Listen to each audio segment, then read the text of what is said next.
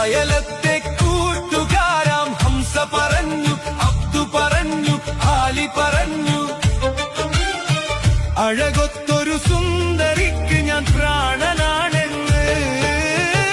കാണും ഞാൻ അവളൊരു ഭാവം, കണ്ടാലോ പരിചിത ഭാവം. കാണും ഞാൻ അവളൊരു ഭാവം, കണ്ടാലോ പരിചിത ഭാവം. നിലയുടെ കടവിൽ, ചിറയുടെ പടവിൽ, കുടയുടെ മറവിൽ, അവളുടെ പിറകിൽ നിനച്ചും വിരച്ചും പിന്നെ അവളുടെ അരികിൽ. ഈ പ്രേമം എന്തൊരലാക്കാണ്.